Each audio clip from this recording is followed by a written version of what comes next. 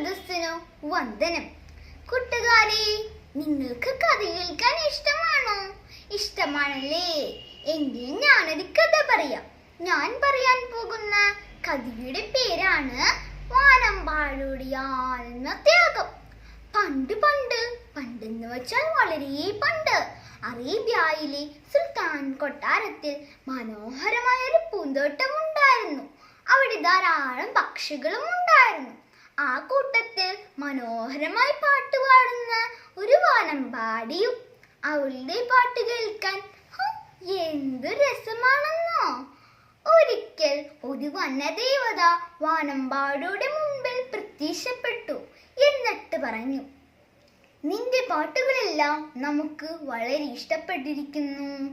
അതിനാൽ നാം നിനക്ക് 3 വരങ്ങൾ നൽകും. അത് നിനക്ക് എപ്പോൾ വേണമെങ്കിലും ഉപയോഗിക്കാം. ഇത്രയും പറഞ്ഞുകൊണ്ട് വനദേവത അപ്രത്യക്ഷമായി. വാനമ്പാടി ചിന്തിക്കാൻ തുടങ്ങി. എനിക്ക് നല്ല വീടുണ്ട്, ആവശ്യത്തിന് ഭക്ഷണമുണ്ട്, കൂടാതെ നല്ല കൂട്ടുകാരും. പിന്നെ എന്തിനാണ് എനിക്ക് ഈ വരങ്ങൾ? ഈ വരങ്ങൾ ഞാൻ എൻ്റെ കൂട്ടുകാർക്ക് വേണ്ടി ഉപയോഗിക്കും. വാനമ്പാടി തീരുമാനിച്ചു. അങ്ങനെയിരിക്കെ ഒരു പ്രാപ്പിടിയൻ അവിടെ എത്തിച്ചേർന്നു.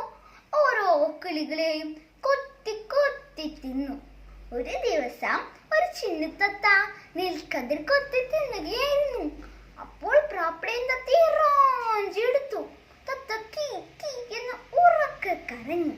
തത്തയുടെ കരച്ചിൽ വാനമ്പാടി കേട്ടു.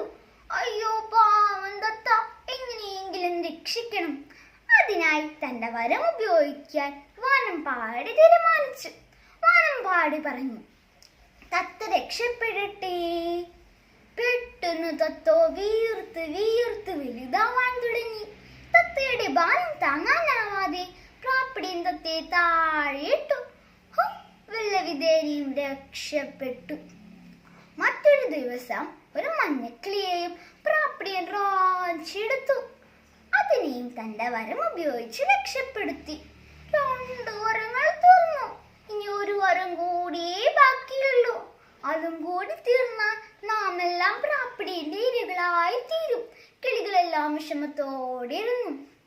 അപ്പോൾ വാനമ്പാടി പറഞ്ഞു, കൂട്ടുകാരെ, നിങ്ങൾ ആരും വിഷമിക്കേണ്ട.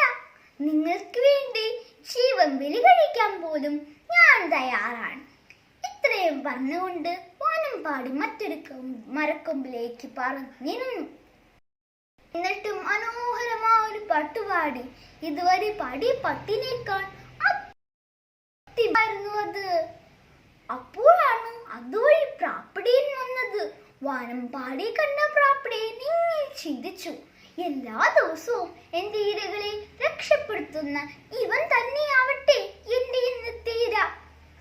ഇത്രയും പറഞ്ഞുകൊണ്ട് പ്രാപ്പിടിയൻ വാനമ്പാടി റാഞ്ചെടുത്തു. പ്രാപ്പിടിയന്റെ കൂർത്ത നഖങ്ങൾ വാനമ്പാടിയുടെ ശരീരത്തിലേക്ക് തറച്ചു കയറി. വേദന കൊണ്ട് പിടിയുമ്പോൾ വാനമ്പാടി മനസ്സിൽ ഇങ്ങനെ ചിന്തിച്ചു, ഇനി ഒരു വരം കൂടിയേ ബാക്കിയുള്ളൂ.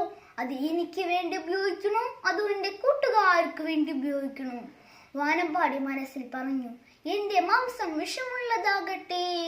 പെട്ടെന്ന് വാനമ്പാടി പിടഞ്ഞ് പിടഞ്ഞ് മരിച്ചു. അതൊന്നും പറയാതെ വാനമ്പാടിയുടെ മാംസം ആർത്തിയോടെ കുത്തിത്തിന്ന പ്രാപ്പിടിയനും മരിച്ചു വീണു. കൂട്ടുകാരെ, ഈ കഥയിൽ നിന്ന് എന്താണ് മനസ്സിലാക്കേണ്ടത്? സ്വന്തം ജീവൻ ബലി കഴിച്ചും മറ്റുള്ളവരെ രക്ഷപ്പെടുത്തുന്നതാണ് യഥാർത്ഥ സ്നേഹം.